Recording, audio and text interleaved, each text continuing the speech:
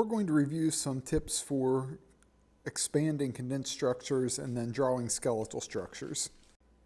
And when we expand the structure, we get a better idea of all the different bonds that are involved. So in this case, let's start with the CH3, and we'll write it out.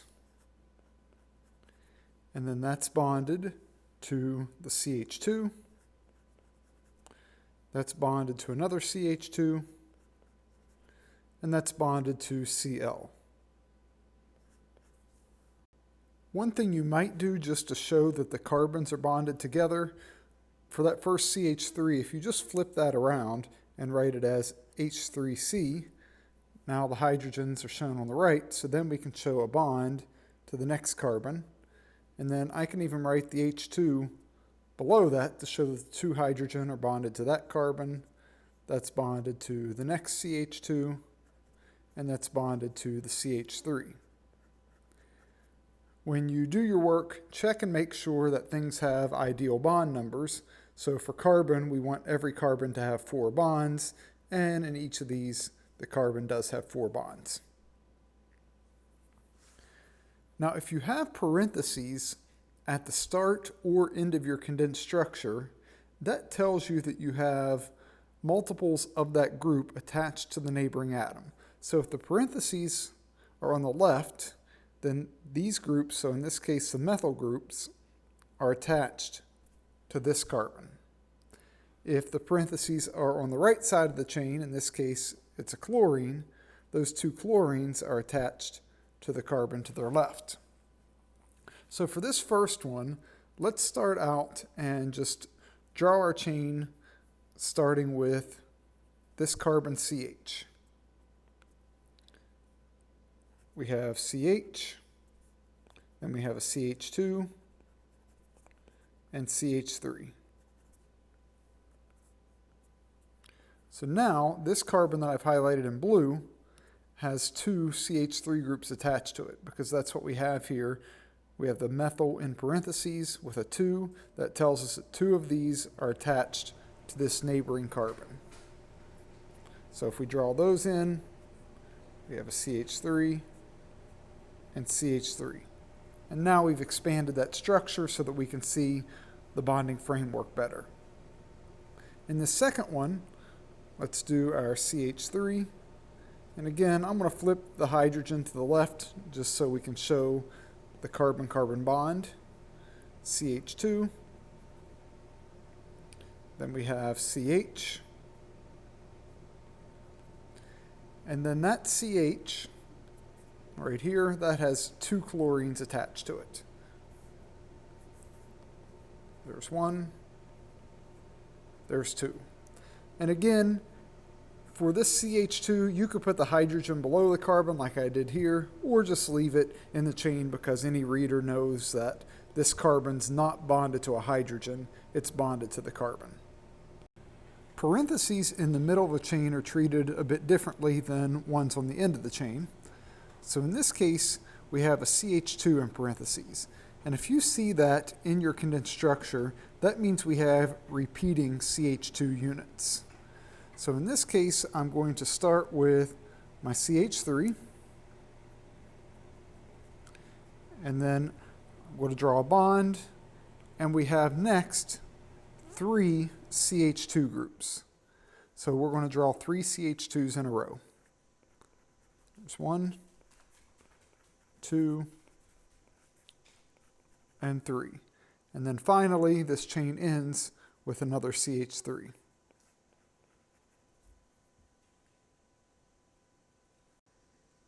If you have other groups in parentheses, that generally means that the group as a whole is attached to the carbon to its immediate left.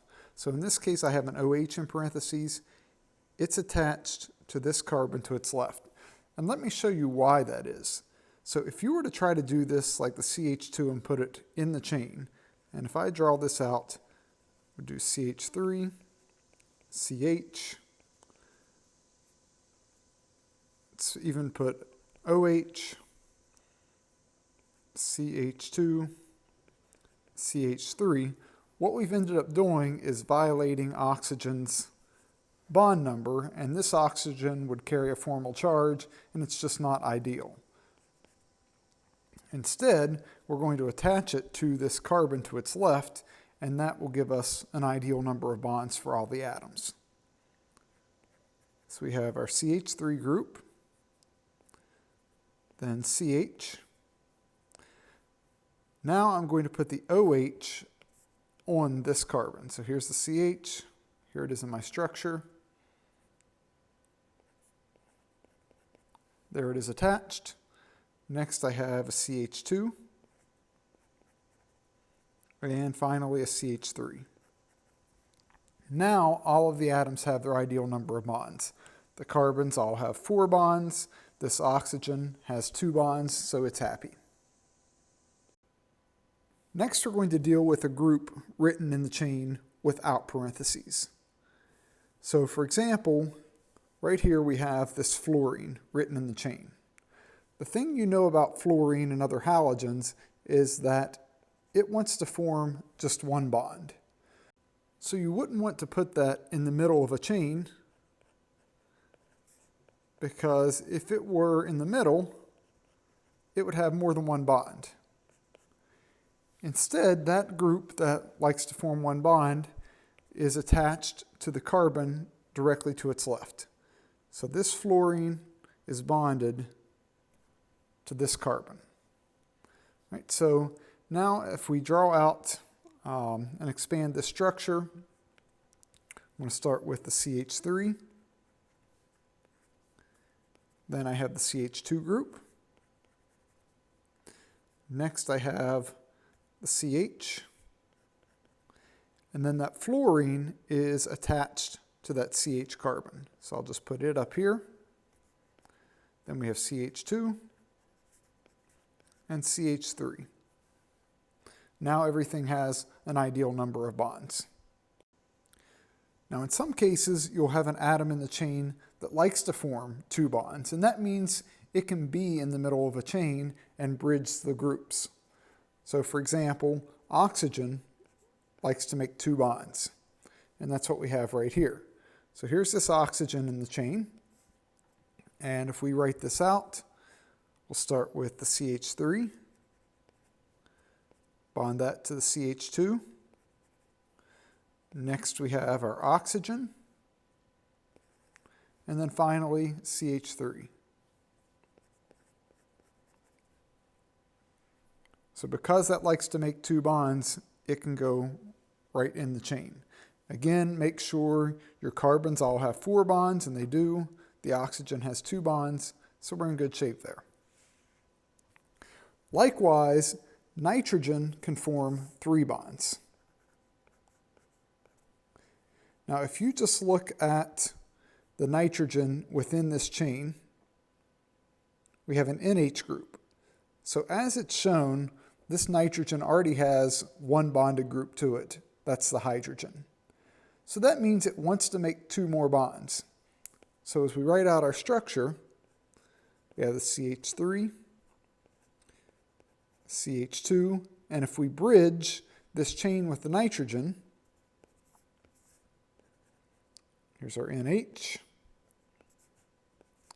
and CH3, and we've given nitrogen 2 additional bonds by putting it within the chain, and that's where it wants to be. So one of the most important things when drawing or expanding condensed structures is to make sure you're drawing things with an ideal number of bonds, and that often tells you whether something goes in the chain or just attached to the neighboring atom. So what if you go to write out your expanded structure and you find that you end up with carbons that don't form 4 total bonds? So let's take this example here and start writing it out. So I'm going to start with the CH3, and in fact, just to help us keep track this time, I'm going to label my carbons. So we're going to start with the CH3A, and then next that will connect to carbon B.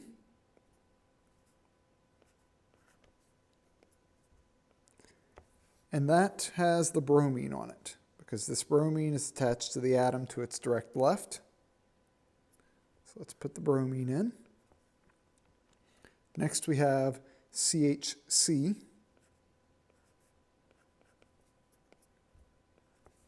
And then finally CH3D. So now as you go to look at this, what you should immediately spot are carbons B and C that don't have 4 total bonds. If that's the case, they're going to need a double bond. So what I'll do is just draw in an extra bond right there.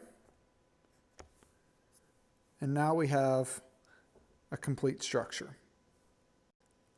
Oxygen is one of those atoms that sometimes gives people a bit of confusion.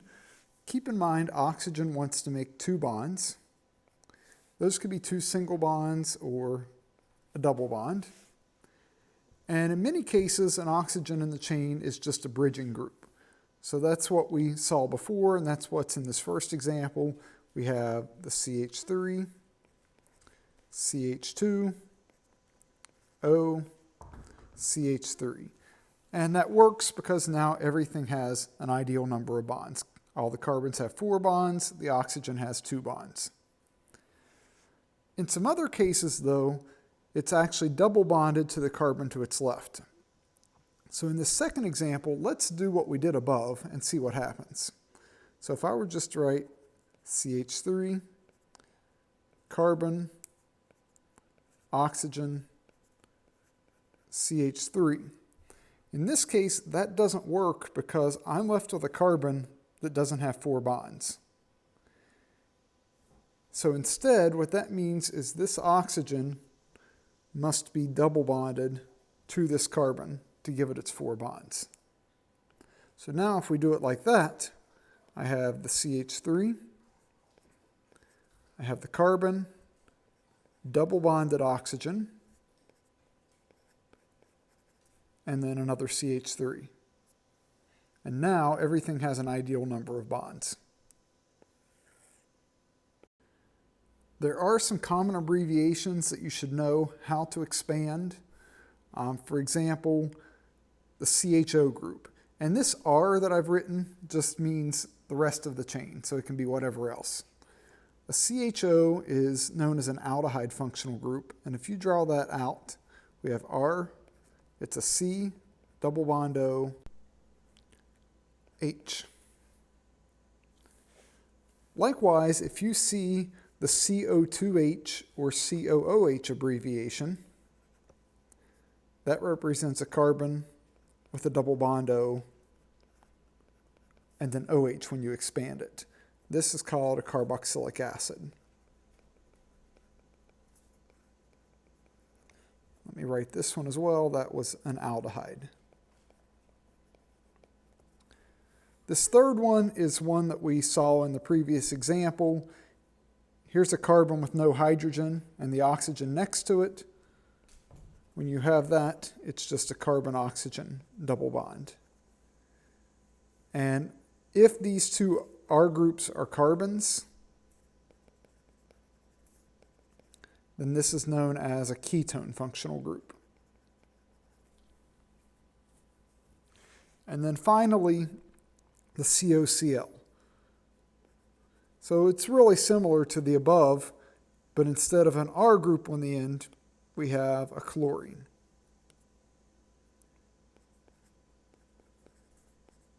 It looks like that. This is an acid chloride.